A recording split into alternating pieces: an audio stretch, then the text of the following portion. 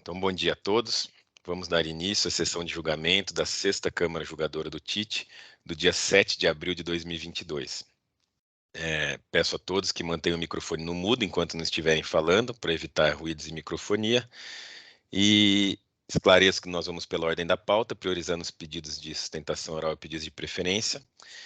E também alerta a todos que essa sessão está sendo gravada e a gravação ficará disponível no YouTube, no canal do Tribunal.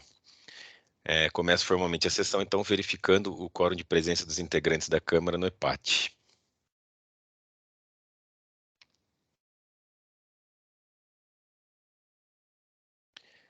Todos confirmaram presença, estão presentes além de mim, o doutor Heloísa, doutor Ítalo e doutor João Carlos Silag, além da doutora Aline da representação fiscal. Então, dou início à sessão. O primeiro processo, com pedido de sustentação oral, do autuado Telefônica Brasil S.A., auto de infração 4.115.300, pedido de sustentação oral do Dr. Rodrigo Corrêa Martoni, que já se encontra aqui presente. Bom dia, Dr. Rodrigo. Bom dia. Esse processo é um recurso ordinário de relatoria do Dr. João Carlos Silag, a quem eu passo a palavra para a leitura do relatório e depois a gente parte para a sustentação oral. Bom dia a todos. Trata-se de um recurso ordinário que tem diversas acusações. Ele já havia sido iniciado o julgamento do recurso ordinário na 8ª Câmara Julgadora, que decidiu por converter o julgamento em diligência para que a representação fiscal se manifestasse sobre o mandado de segurança coletivo impetrado pelo sindicato, pelo Sindi Telebrasil, sindicato ao qual a hora autuada é filiada, e esse mandado de segurança coletivo tem por objetivo a limitação dos juros de mora à taxa Selic. Então, o objetivo da diligência foi determinar a situação do andamento processual dessa decisão e, principalmente, se ela beneficiava a Telefônica Brasil hora autuada. Então, uma vez atendida a diligência, os autos retornaram para prosseguimento do julgamento.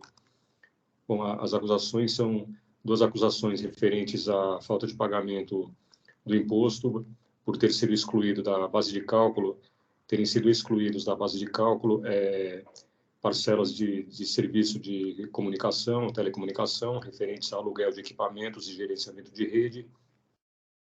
E as outras 4 infrações são infrações de inobservância de obrigações acessórias, referentes à emissão de notas fiscais consignando informações diversas na primeira e na segunda via dos documentos fiscais, e do item 4 ao item 6, trata-se de falta de prestação de informações e falta de apresentação de arquivos digitais e contratos conforme solicitados pelo fisco em notificação. Esse é o relatório. Obrigado, Dr. Silag. Passo a palavra, então, para o Dr. Rodrigo Martoni para a sustentação oral. Bom, obrigado. Bom dia a todos. Sou presidente e relator de mais componentes da turma julgadora. Como já mencionado pelo relator do João Carlos Silag, esse caso já começou o julgamento ano passado.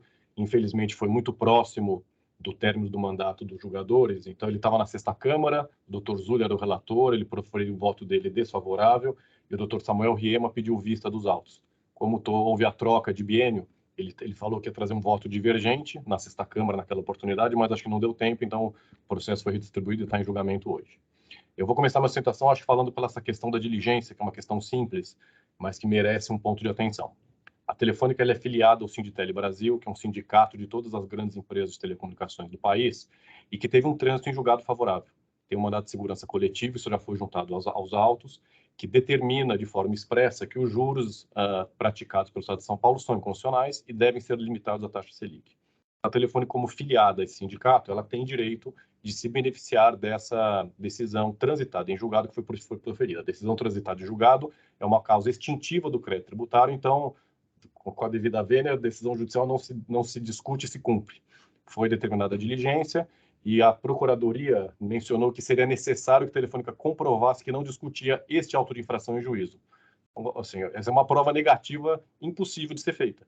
Se nós estamos aqui num julgamento deste auto de infração na instância administrativa, evidentemente nós não temos nenhuma ação em juízo discutindo esse auto de infração especificamente. Então a gente pediu no retorno de diligência que fosse aplicada a decisão e que os juros fossem limitados à taxa Selic. Então essa acho que é a primeira questão a ser esclarecida. Com relação à auto de infração, são basicamente 4 conjuntos de infrações que foram imputadas à Telefônica. Os 2 primeiros eu vou falar bem rapidamente, porque são questões de já conhecimento notório dessa Câmara Julgadora.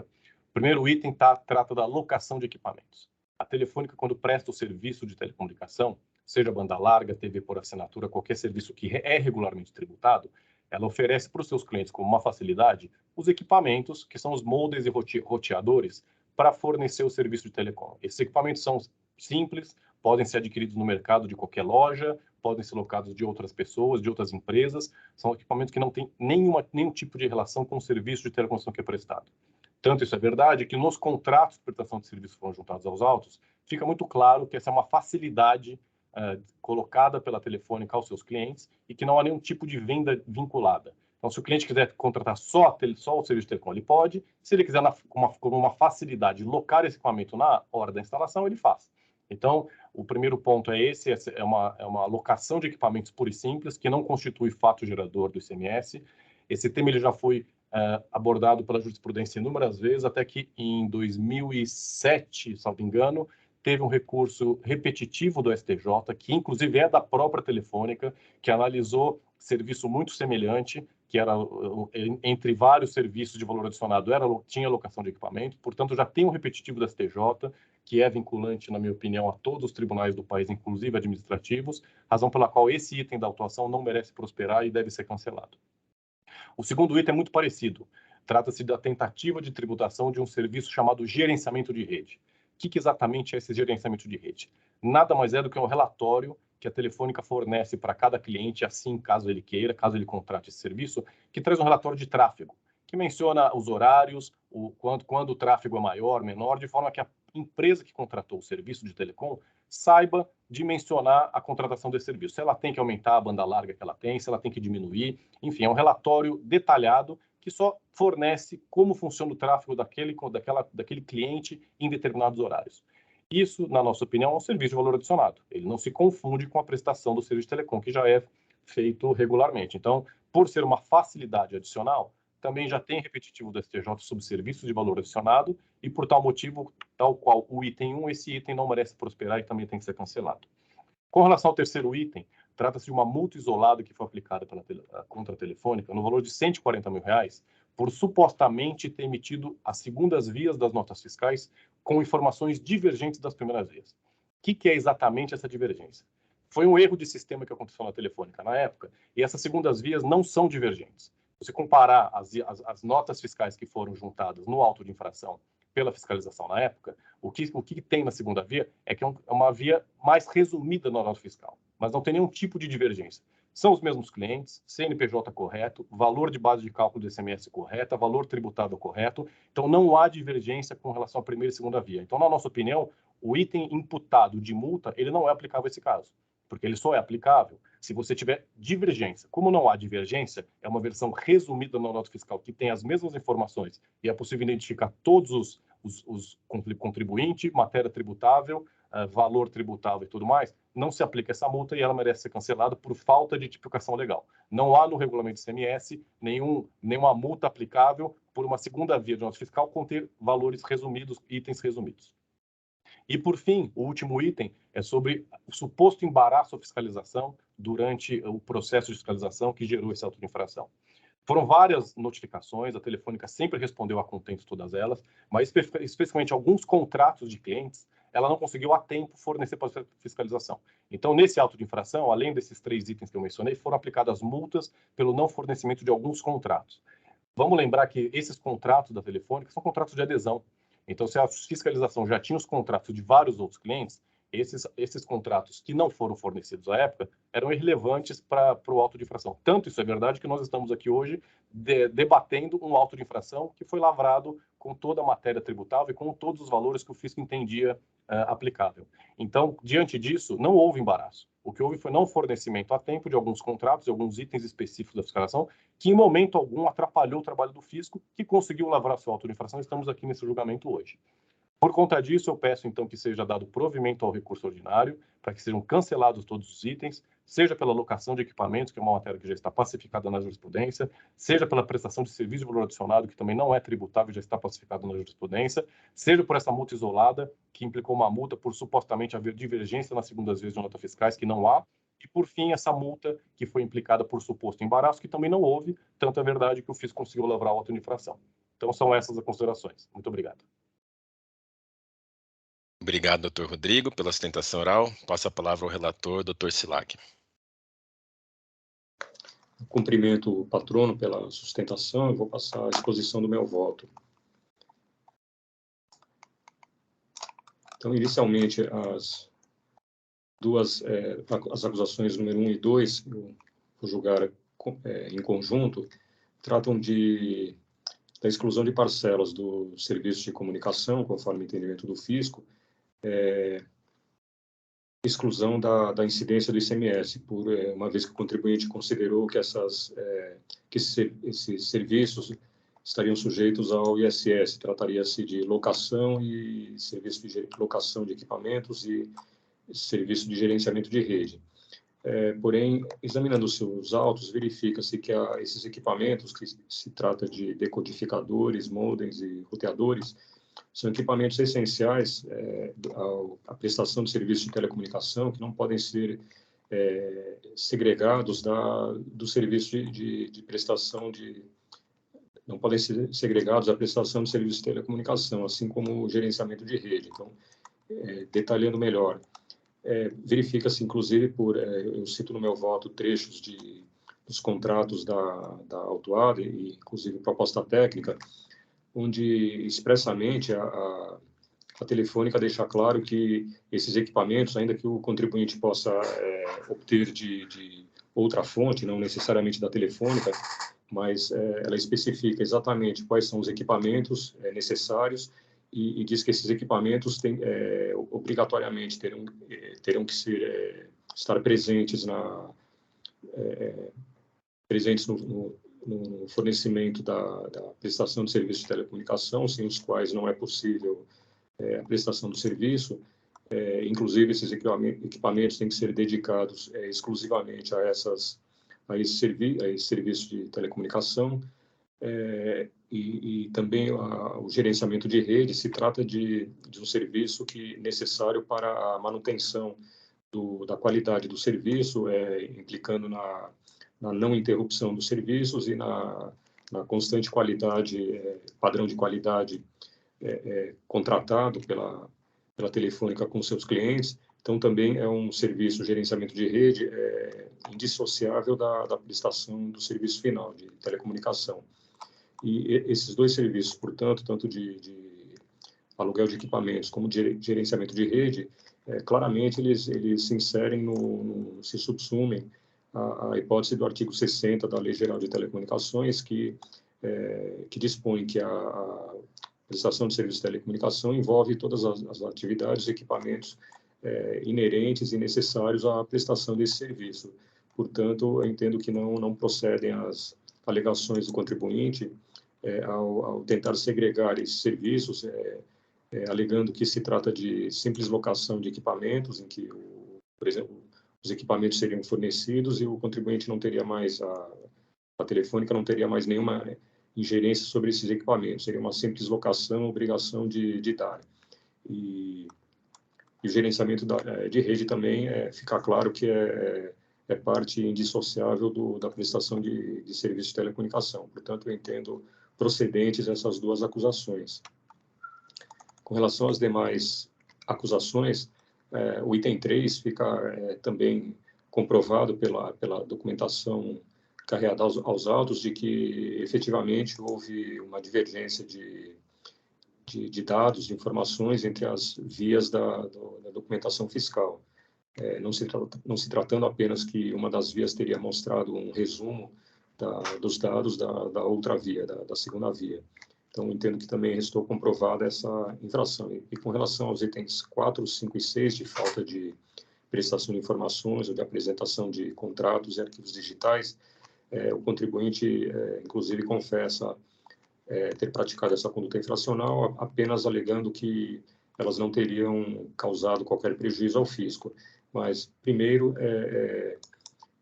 para a comprovação da infração, para a caracterização dessas infrações, não é necessário que se comprove, o fisco comprove ter havido algum prejuízo concretamente. Porém, embora sempre haja um prejuízo à fiscalização, porém, nesse caso, o próprio agente fiscal ressalta nos autos que o desatendimento a essas notificações causou um efetivo prejuízo ao fisco, uma vez que tornou necessária o desenvolvimento de novas diligências a outros contribuintes da Telefônica para que fosse levantado material comprobatório necessário para sustentar o auto de infração, para sustentar essas acusações. Portanto, essas acusações 3, 4, 5 e 6 também restaram plenamente caracterizadas. Com relação ao objeto da diligência anterior, relativamente aos juros de mora, realmente ficou comprovado nos autos que o parecer da representação fiscal no retorno da diligência foi bem detalhado e conclusivo.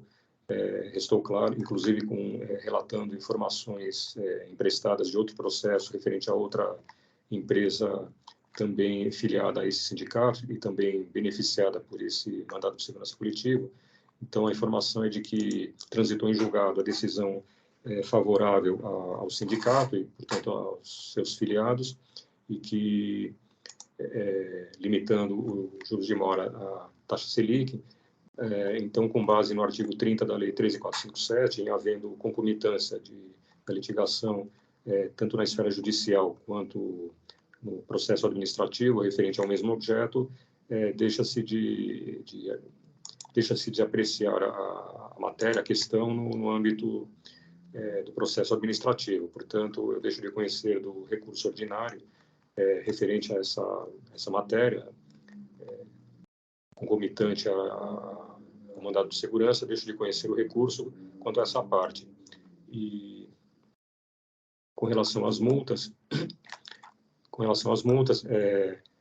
referente à alegação de confiscatoriedade da multa, não procede, uma vez que a dosimetria das penalidades estabelecida pelo legislador, de acordo com o potencial lesivo que ele enxerga na infração, e por expressa vedação legal do artigo 28 da Lei 13.457, não se discute essa questão no tribunal e tampouco há alegações de inconstitucionalidade da lei. E também não se discute a questão da não atualização da base de cálculo para a aplicação do valor da multa, uma vez que já é objeto de essa questão, matéria já é classificada nesse tribunal, objeto da súmula número 13. Então, diante de todo exposto, conheço parcialmente do recurso ordinário e, na parte conhecida, eu nego-lhe provimento. Como voto. Obrigado, doutor Silag. Abro os debates. Eu já inicio. Eu fiz um pedido de preferência aqui. Eu já votei de forma divergente a doutor Silag em outros casos. Então, eu fiz um pedido de preferência e já redigi, já está lançado para quem quiser acompanhar. E eu vou fazer uma leitura aqui rápida, depois a gente reabre os debates. Então, no meu pedido de preferência, inicialmente esclareço que adoto o relatório contido no voto do ilustre relator, a quem rendo minhas homenagens. Fiz o presente pedido de preferência em razão de ter entendimento diverso do ilustre relator em relação à matéria discutida nos itens 1.1 e 1.2, já exposto em outras oportunidades. No item 1.1, contribuinte acusado de falta de pagamento de ICMS decorrente de erro na determinação da base de cálculo, ao deixar de incluir parcelas referentes a prestações onerosas de serviços de telecomunicações discriminadas em notas fiscais de serviços de telecomunicações relativas a aluguel mensal de equipamento essenciais à prestação do serviço. Já no item 2, a acusação é de falta de pagamento de ICMS decorrente de erro na determinação da base de cálculo, ao deixar de incluir parcelas referentes a prestações onerosas de serviços de telecomunicação discriminadas em notas fiscais de serviços de telecomunicações relativos ao gerenciamento de redes. Conforme definido nos autos, as folhas 59125, o serviço de gerenciamento de rede consiste no monitoramento do serviço de dados do consumidor, no qual a recorrente fornece informações detalhadas, relatórios, sobre o tráfego de rede. A partir dessas informações, os clientes da recorrente podem identificar os acessos e o período com maior tráfego. A partir dessas informações, os clientes podem identificar com rapidez os problemas de performance e dimensionamento de rede para atender o crescimento dos negócios e tomar a melhor decisão sobre o gerenciamento de sua estrutura. Eu voto o meu voto. Os serviços de comunicação sujeitos ao ICMS estão delineados na Lei Complementar 87/96, que em seu artigo 2º, inciso 3º, regula que imposto incide sobre prestações onerosas de serviços de comunicação por qualquer meio, inclusive geração, emissão, recepção, transmissão, retransmissão, repetição e ampliação de comunicação de qualquer natureza.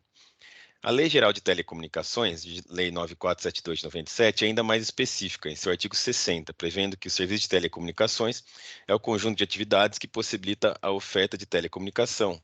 Aí no parágrafo 1º ele diz que telecomunicação é a transmissão, emissão e recepção por fio, radioeletricidade, meios óticos ou qualquer outro processo eletromagnético de símbolos, caracteres, sinais escritos, imagens, sons, informações de qualquer natureza. Com base em tais dispositivos legais, aí eu cito um conceito de serviço de comunicação do professor Paulo de Barros Carvalho. Aí volto para o item 8.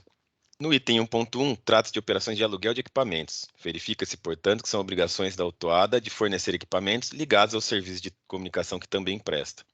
Trata-se, portanto, na visão desse julgador, de uma cessão de bens, que consiste na disponibilização de um bem para utilização do cessionário, uma obrigação de dar.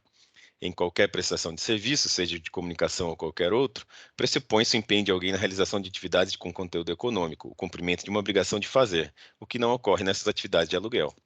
Portanto, entendo que as operações de aluguel, objetos da autuação no item 1.1, não se enquadram no conceito de serviço de comunicação acima exposto, e até em respeito ao princípio da tipicidade cerrada, não se coadunam com o fato gerador de CMS em cobrança. Aliás, analisando exatamente o caso de aluguel de equipamentos correlacionados ao serviço de comunicação, o STF assim, já se manifestou pela não incidência do ICMS. Aí eu cito uma decisão do STF de 2018. Por tais razões, voto pelo cancelamento da cobrança no item 1.1. No item 1.2, o contribuinte é acusado de falta de pagamento de ICMS, de serviço de comunicação, nas operações chamadas de gerenciamento de rede. Verifica-se que tais serviços chamados de gerenciamento de rede consistem no gerenciamento do serviço de telecomunicação através do fornecimento de relatórios, como relatório de falhas na rede, comunicação de dados, gerenciamento de tráfego, entre outros, visando possibilitar ao cliente um melhor aproveitamento de tal serviço contratado, ou seja, relacionados ao serviço de comunicação, mas que com este não se confundem. São os chamados serviços de valor adicional ou complementares. Sobre tais serviços de valor adicionado, a mesma Lei Geral de Telecomunicações acima citada faz tratamento expresso no seu artigo 61. Aí no parágrafo 1º desse artigo, ele fala que serviço de valor adicionado não constitui serviço de telecomunicações. Verifica-se assim que, de fato, há uma prestação de serviço nesses casos, mas não um serviço de comunicação, sendo que é possível sim os dissociar do serviço de comunicação também prestado pelo contribuinte. Aliás, também já há posicionamento do STF acerca da não incidência ICMS nesses serviços prestados em complemento ao serviço de comunicação. Aí eu cito uma decisão do STF aqui de 2015. Portanto, em relação ao item 1.2, tendo em vista que os serviços de gerenciamento de rede não se enquadram no conceito de serviço de comunicação, mas são adicionais ou complementares a ele, também entendo pela impossibilidade da incidência ICMS e, consequentemente, pelo cancelamento de referido item. Com relação aos demais itens e às demais questões discutidas nos autos, acompanho o ilustre relator. No disposto, conheço parcialmente o recurso ordinário e dou-lhe parcial provimento, cancelando a cobrança relativa aos itens 1.1 e 1.2, acompanhando o ilustre relator nas demais questões. Com relação à questão dos juros, da ação judicial do sindicato com relação aos juros, eu concordo com o Dr. Silag. Acho que já está comprovado nos autos que teve trânsito em julgado favorável aos contribuintes, mas acho que não cabe a essa Câmara efetivar qualquer decisão judicial. Acho que isso vai ser feito pelo núcleo fiscal de cobrança. No final desse processo administrativo, a gente não pode nem conhecer esse assunto, porque há concomitância com a esfera judicial. Mas então é como voto. E abro a palavra aos demais integrantes para debates. Senhor presidente. Por favor, Dr. Silag.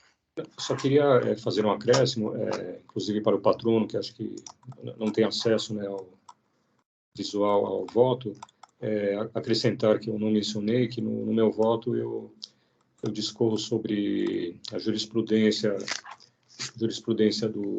com relação às matérias referentes aos itens 1 e 2 do auto na Câmara Superior, uma vez que diversos processos tiveram os respectivos recursos especiais julgados pela Câmara Superior, e em todos eles, até recentemente, tiveram decisão favorável à tese fazendária pela manutenção das acusações, e eu trago como exemplo, né, trechos de um desses votos. Só isso que eu queria acrescentar. Perfeito, doutor Silag. Além do trecho desse voto, o senhor ainda cita mais outros 4 processos, mais outros 4 precedentes aí da Câmara Superior. Alguém tem mais alguma manifestação? Por favor, doutor Ítalo. Presidente, eu gostaria de destacar, primeiro, a qualidade dos votos lançados, ambos muito firmes e convincentes em seu respectivo fundamento, né? O que sublinha o quão controverso é o tema do ICMS sobre telecomunicações, né? Destaco aqui que as decisões da Câmara Superior são, sim, parâmetro jurisprudencial bastante relevante, né?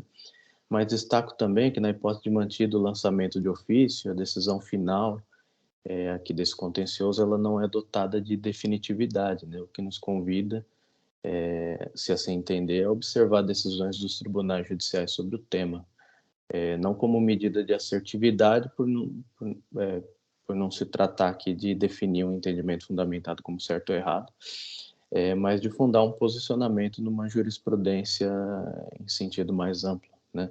E parece-me que as decisões judiciais, o que se confirma pelos excertos decisórios colacionados no recurso ordinário, se conduzem no sentido do defendido no voto de preferência. Obviamente que o nosso convencimento, a nossa cognição, né, ela não é estática, não é imutável. Posso não pensar assim amanhã, mas por hora eu vou acompanhar o voto de divergência do presidente. Perfeito, doutor Ítalo. Pergunto se alguém tem mais alguma manifestação. Senhor presidente, posso só fazer uma questão? Já que veio esse assunto sobre a jurisprudência, a Câmara Superior, eu conheço a jurisprudência da Câmara Superior, infelizmente, que ela mantém essas votações, mas eu posso dizer como cidadão paulistano que eu fico muito chateado com isso. Não pela decisão de mérito em si, claro, cada um tem direito à sua opinião própria, mas todas essas votações são canceladas depois no Poder Judiciário. E mais do que isso, tem condenação de sucumbência contra o Estado. E o STJ, recentemente, teve um julgamento no repetitivo sobre honorários de advocatícios, falando que você tem que privilegiar o CPC novo, com aquele escalonamento. Então, os honorários de umas causas como essa vão ser milionários. Esse auto de infração, por exemplo, é de 226 milhões de reais. Se for uma condenação pelo CPC novo, e é o que o STJ diz que tem que ser, nós estamos falando de uma condenação para o fisco paulista de 22 milhões de reais no mínimo. Então, assim, como cidadão paulistano que pago meus impostos, eu fico chateado em ter condenações como essa, que seriam facilmente evitáveis caso fosse estabelecido um sistema de precedentes uniformes em âmbito nacional. Só esse comentário que eu gostaria de fazer. Obrigado. Obrigado, doutor Rodrigo. Eu acho que com relação a esse assunto, que na verdade o que a gente precisa é de uma atualização da Lei 13.457 de 2009, porque precisa incluir lá no artigo 28 os casos de recurso repetitivo ou repercussão geral, que quando a lei foi feita, esses institutos ainda não existiam e, portanto, a gente oficialmente não fica vinculado a essas decisões dos tribunais superiores. Mas, se não houver mais manifestações, eu vou encerrar os debates e verificar o quórum de votação.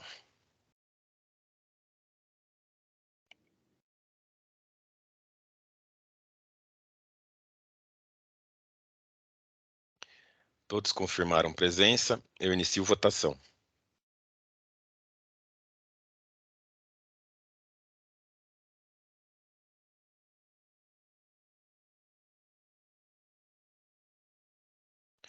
Todos votaram. Eu encerro a votação. Houve um empate, então, por voto de qualidade, venceu o voto por mim proferido, no sentido de conhecer parcialmente o recurso ordinário e dar parcial provimento para cancelar os itens 1 e 2. Agradeço a presença do Dr. Rodrigo e desejo um bom dia. Obrigado. Bom dia a todos. Boa sessão de julgamento. Obrigado.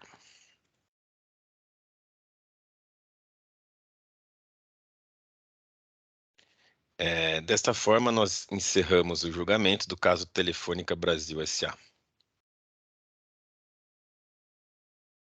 Só peço um minutinho, está bem meio lento aqui meu sistema.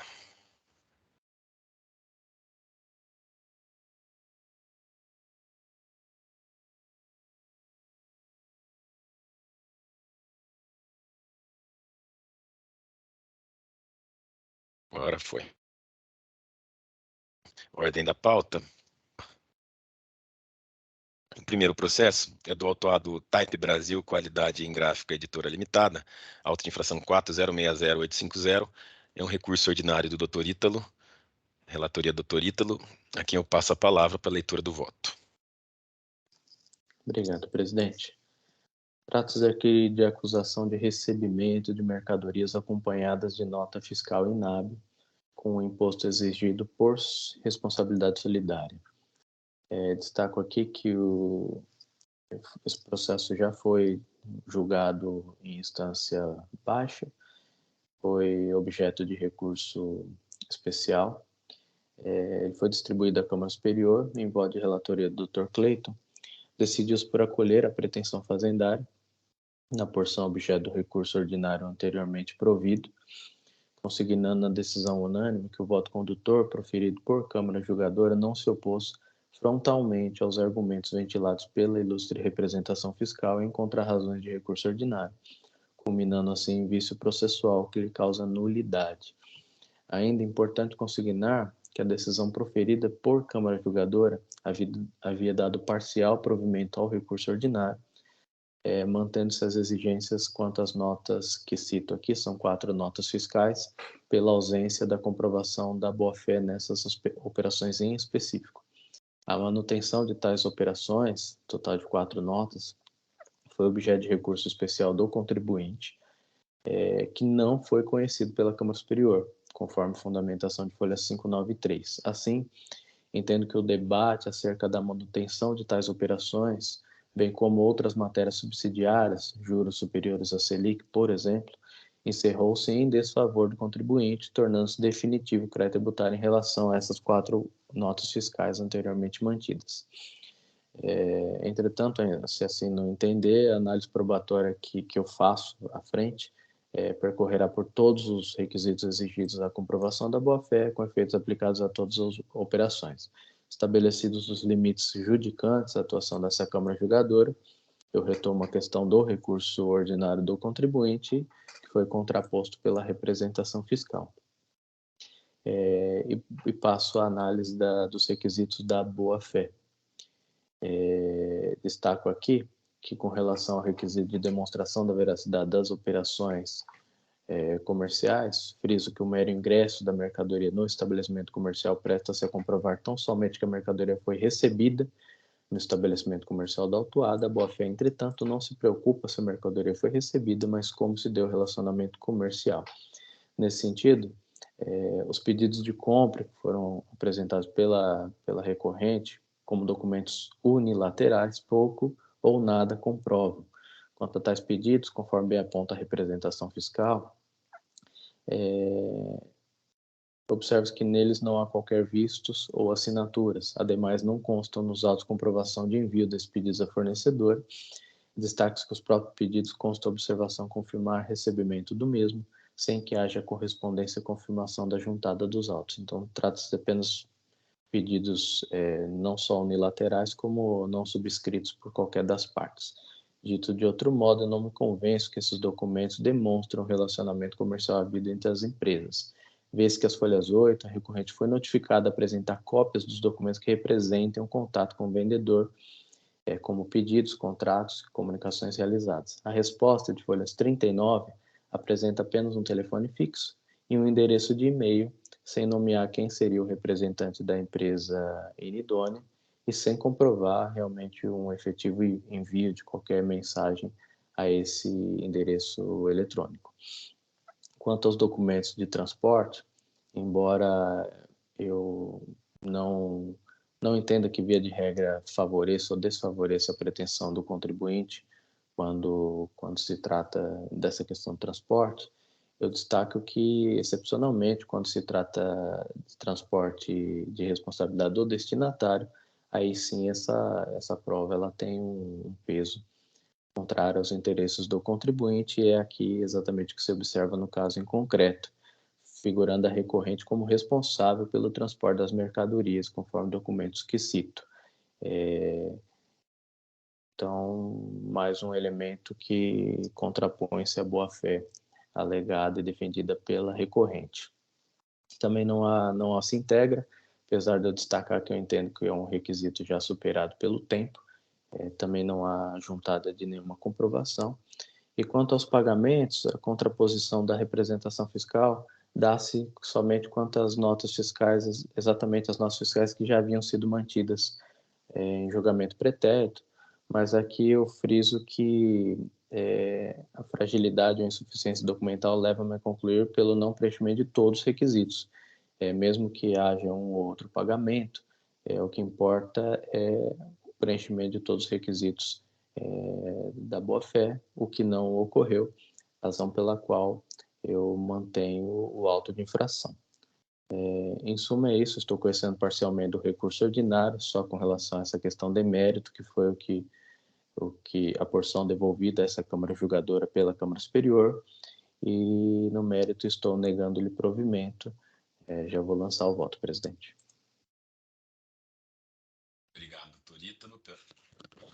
Obrigado, doutor Ítalo, pela leitura do voto. Então, abro a palavra aos demais integrantes para debates.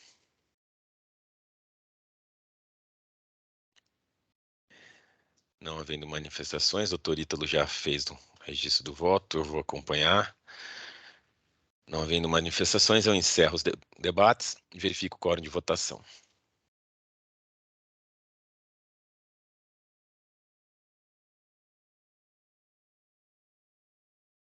Todos confirmaram presença, eu inicio votação.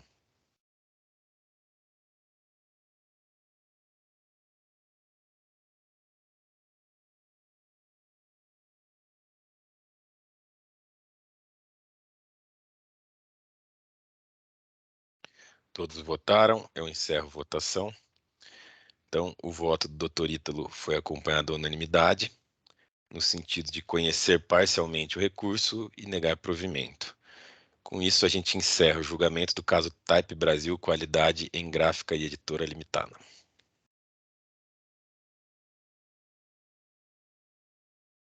Próximo processo da pauta é do autuado Roberta Borges Borelli, auto de infração 4.108.878, é um pedido de retificação de julgado de relatoria do Dr. Silag, a quem eu passo a palavra para a leitura do voto. Obrigado. Eu só vou terminar de editar o voto, assim vocês podem acompanhar. Sim, eu estou já aqui, já iniciei os debates, doutor Silag, se quiser fazer qualquer edição, já está liberado.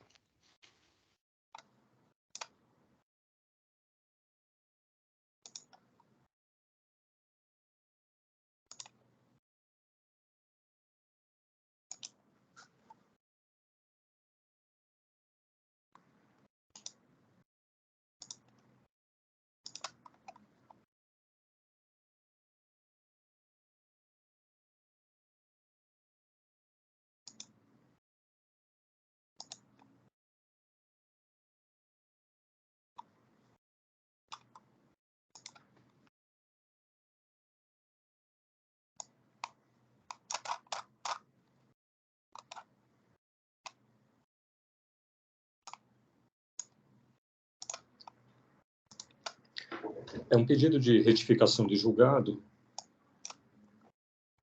e o contribuinte aponta como erro de fato que, na verdade, trata-se de o auto de infração traz uma acusação referente à falta de pagamento do ITCMD referente ao recebimento de doação de bens. E uma vez que o contribuinte não procedeu ao recolhimento do ITCMD, como prevê a lei, o fisco, a Secretaria da Fazenda, emitiu uma guia de recolhimento para que fosse efetuado o pagamento. e, posteriormente, foi lavrado o presente auto de infração. E o contribuinte alega que o auto de infração consistiria, o presente auto de infração consistiria num segundo lançamento, ou seja, haveria uma duplicidade de lançamento, referente ao mesmo fato gerador, ao mesmo valor. O contribuinte trouxe essa alegação a partir do recurso ordinário, porém, ainda assim, a alegação foi examinada tanto pela representação fiscal, bem detalhadamente, em seu parecer, como no julgamento ao qual, e a decisão retificando fundamentou adequadamente a questão, e fundamentando por que entendia que não havia duplicidade de lançamento. Então, eu procuro deixar isso claro no meu voto, entendendo que não se encontra o alegado erro de fato, mas, na verdade, o contribuinte procura, aparentemente, um segundo julgamento na mesma instância referente à questão da duplicidade do lançamento. Hipótese essa que não encontra previsão no ordenamento. Portanto, uma vez que não verificado o erro de fato apontado, deixo de conhecer o pedido de retificação de julgado. Obrigado, doutor Silag. Abro a palavra para debate. Eu estou de acordo, doutor Silag. Até nos meus votos de pedir retificação de julgado, eu também cito um outro conceito de erro de fato, que é bem parecido com esse mencionado pelo doutor Silag. E também entendo que a alegação do contribuinte não se enquadra em eventual erro de fato. Por isso que eu vou acompanhar. Questiono se alguém tem alguma manifestação. Não havendo mais manifestações, eu encerro o debate e verifico o quórum de votação.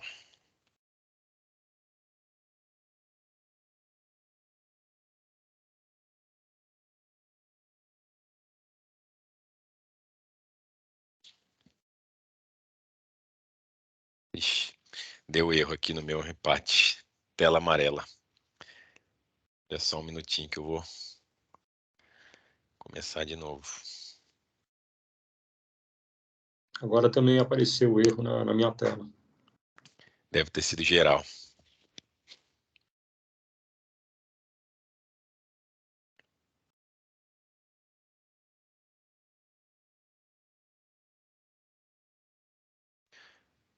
Ó, o meu voltou aqui.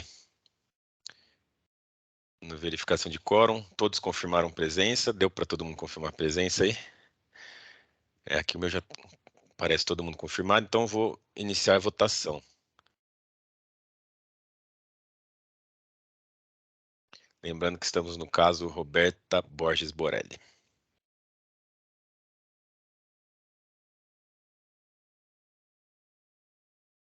Todos votaram, eu encerro a votação. Então, o voto do Dr. Silag foi acompanhado da unanimidade no sentido de não conhecer o pedido de retificação de julgado. Assim, nós encerramos o julgamento do caso Roberta Borges Borelli.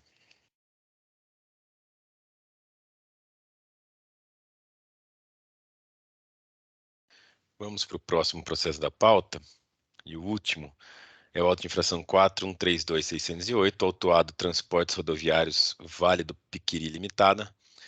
É um recurso ordinário de relatoria da doutora Heloísa, a quem eu passo a palavra para a leitura do voto. Trata-se de auto de infração que compreende uma única acusação, creditamento indevido por meio de lançamentos em sua escrita fiscal relativos a pretensas transferências de crédito acumulado de terceiros por meio do sistema ECREDAC. Notificado a comprovar a origem dos créditos, a autuada, de acordo com o narrado pelo autor do feito, apresentou mensagens eletrônicas falsas, não geradas pelo sistema ECREDAC, já que não constam no referido sistema transferências de crédito acumulado para o contribuinte em questão. Em sua peça recursal, a autuada alega que foi ludibriada por pessoas de sua confiança e que a fiscalização, ao constatar a divergência, deveria tê-la orientado, auxiliando a verificar o sistema ECREDAC, já que se trata de contribuinte de boa-fé, uma vez que apresentou o consultor tributário em 2018 acerca da possibilidade de aproveitar créditos acumulados transferidos de terceiros e foi considerada apta aos benefícios do programa de estímulo à conformidade tributária nos conformes. De partida, destaco que nos termos do artigo 136 do CTN, salvo disposição legal em contrário, a responsabilidade por infrações da legislação tributária tem caráter objetivo, independe, portanto, da intenção do agente, do responsável, da efetividade, natureza e extensão dos efeitos do ato. Nesse sentido, as alegações da autuada de que seria contribuinte de boa-fé, vítima de um crime que foi considerada apta aos benefícios do programa nos conformes, não são suficientes para afastar a responsabilidade pela infração que ora lhe é imputada. Ressalta-se que não existe previsão legal que obrigue o auditor fiscal, uma vez iniciada a fiscalização, a orientar o contribuinte a respeito das irregularidades apuradas, ou mesmo a lhe facultar corrigir erros, já que, de acordo com as disposições da Lei Complementar Estadual 939 de 2003, tal prerrogativa existe antes de iniciado o procedimento fiscal. Ademais do que se depreende dos autos, a autuada não demonstrou ter agido em consonância com os normativos aplicáveis ao caso, não vejamos. Conforme explicitado no relatório circunstanciado, nos termos dos artigos 20 a 23 da Portaria CART 26 de 2010, que dispõe sobre a apropriação e a utilização de crédito acumulado do ICMS, a transferência do crédito acumulado é feita mediante autorização eletrônica emitida pelo sistema ECREDAC. Para receber o crédito acumulado, o estabelecimento destinatário deverá acessar o sistema ECREDAC e declarar o aceite ao pedido de transferência efetuado nos termos do artigo 20. Após certificar-se do atendimento dos requisitos estabelecidos no artigo 20, a autoridade administrativa expedirá mensagem por meio do sistema ECREDAC ao detentor do crédito acumulado e ao destinatário da transferência, para adoção das providências referidas no artigo 21, que consiste na declaração de aceite no sistema. Por fim, deferido o pedido, o sistema emitirá notificação eletrônica ao detentor do crédito acumulado e ao destinatário, autorizando a transferência. O lançamento da transferência poderá ser feito apenas a partir do mês de referência em que ocorrer a notificação eletrônica que autorizar a transferência. E aqui eu ressalto que a Portaria CART 26 de 2010 foi mencionada pela própria autuada ao formular a consulta tributária e também pela consultoria tributária na resposta à consulta. Nesse sentido, não é razoável admitir que a autuada foi diligente, pois notificada a esclarecer a origem dos créditos escriturados, apresentou tão somente mensagens eletrônicas que não foram geradas pelo sistema ECREDAC, nada mencionando acerca, por exemplo, das necessárias providências que lhe cabia tomar para realizar o aceite dos créditos no referido sistema antes de utilizados. E aqui eu cito um esclarecimento no relatório circunstanciado acerca desses procedimentos. Também, pelo motivo acima exposto, não vejo razões para acolher o pleito de suspensão do presente feito até o término do inquérito policial, aberto pela autuada e formulado em petição de folhas 357 a 439. Ainda que reste devidamente provado nos autos do inquérito policial que a autuada foi vítima de fraude ou mesmo de um crime, penso que o alegado dano e, por consequência, a presente infração sequer existiriam caso o recorrente tivesse cumprido com a sua obrigação de, ao menos, consultar o sistema ECREDAC, no qual é regularmente cadastrada, constatando de plano que os pretensos créditos efetivamente não lhe haviam sido transferidos. Ademais, não existe previsão legal que ampare tal pleito, isto é, que o processo administrativo tributário tenha seu andamento suspenso até a conclusão do inquérito policial. Por derradeiro, neste caso específico, eventual constatação acerca da ocorrência de crime é capaz de atingir apenas a relação entre os particulares, não aquela entre o fisco e o contribuinte. Nesse ensejo, não se pode olvidar que a infração aqui discutida se refere a acreditamento indevido, conduta essa praticada pela recorrente, ao não observar a disciplina estabelecida no RICMES e especialmente na Portaria CART 26 de 2010. Não imputava a qualquer terceiro, seja o estabelecimento no qual se originou e transferiu o crédito acumulado, seja o intermediário que alegadamente perpetrou a fraude, já que não foram estes os sujeitos que lançaram o crédito irregular a hora exigido em suas escritas fiscais. Assim, não procede o pleito da autuada de que a multa punitiva seja direcionada ao responsável pelos possíveis atos criminosos. Tampouco merece acolhimento pedido para a conversão do feito em diligência, a fim de que as empresas cedentes informem quanto ao negócio efetuado. O próprio autor do feito consignou no relatório circunstanciado que a recorrente não possuía movimentações no conta corrente do sistema ECREDAC nos últimos 5 anos, denotando que não foi destinatária de qualquer transferência no período. Este fato é suficiente para evidenciar a desnecessidade da diligência requerida. Quanto ao argumento relativo ao caráter confiscatório da multa, observe que as penalidades foram aplicadas em certa observância dos dispositivos legais, sendo atividade vinculada. Os órgãos de julgamento não podem relevar ou reduzir multas, exceto nos casos expressamente previstos em lei, e nesse caso não há possibilidade de concessão do benefício, a despeito de não ter havido pedido específico para tanto, porque a infração implicou falta de pagamento do imposto. O pleito em relação para que os juros sejam recalculados tomando como base a taxa Selic contra o enunciado da súmula 10. E, por fim, relativamente à última petição apresentada pelo contribuinte, por meio da qual a autuada noticia a existência de decisão judicial em favor de outro contribuinte que excluiu a multa punitiva em caso supostamente idêntico ao dos presentes autos, em que pese seu caráter persuasivo, considero não ser suficiente para alterar os julgamentos anteriormente expostos. Ante o exposto, conheço do presente recurso ordinário para lhe negar provimento. É o voto. Obrigado, doutora Heloísa, pela leitura do voto. Abro a palavra para debates. Eu vou acompanhar a doutora Heloísa, fração de natureza objetiva. Caso seja, de fato, uma fraude sofrida pelo contribuinte, ele tem que buscar as maneiras aí de rever seu prejuízo com quem causou essa fraude, mas perante o fisco, eu acho que a infração está bem concretizada. Alguém tem mais alguma manifestação? Então, não havendo mais manifestações, eu encerro os debates e verifico o quórum de votação.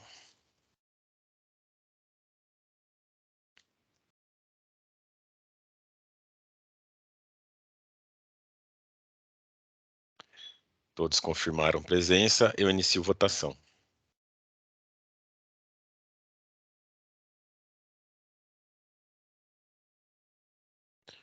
Todos votaram, eu encerro a votação. O voto da doutora Heloísa foi acompanhado à unanimidade, no sentido de conhecer e negar provimento ao recurso ordinário. Assim, nós encerramos o julgamento do caso Transportes Rodoviários Vale do Piquiri Limitado. E com isso, julgamos todos os processos da pauta de hoje. Eu vou encerrar a sessão de julgamento aqui no EPAT para que seja gerada a ata. Então, foi encerrado. Então, agradeço a presença de todos e declaro encerrada a sessão de julgamento da 6ª Câmara Julgadora do TIT, do dia 7 de abril de 2022. Peço, por favor, a Jailson que encerre a gravação.